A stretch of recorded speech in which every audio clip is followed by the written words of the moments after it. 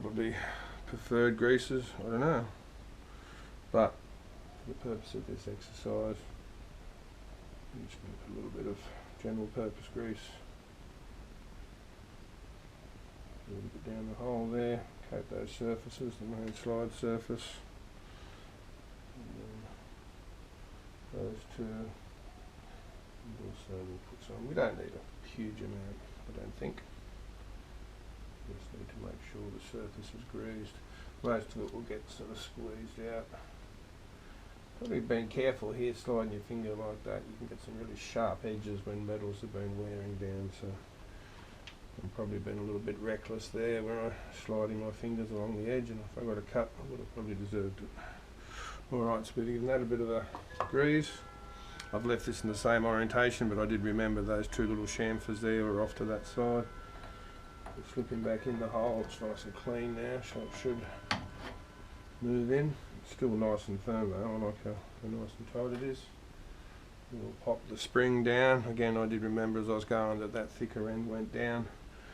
I don't think it makes any difference, but and then again, like all those things, if it's really complex and important, take some photos, but you do it enough and I remember that when that goes over the spring in the little hole, that it was facing that direction.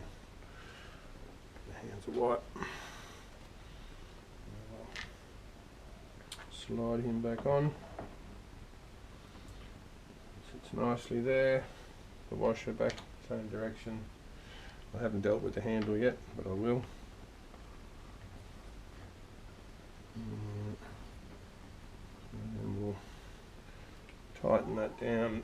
That's really good. I was just slop, slop, slop before. I'm really happy with that. Give it a tighten, which will be good. Now I'm going to take this out. We could have a cut scene here, or I'll just hang on for. So, as I said, this particular handle always seems to vibrate loose, and it's a bit of a pain. We'll see if this works or not. This is a reputable product that comes with a red label. This particular version of that product was given the title Thread Locker. There's a range of products that lock the thread tight. This one is just like a general one for keeping threads in place. For some reason in the future you actually really did need to take this handle off for reasons I wouldn't know.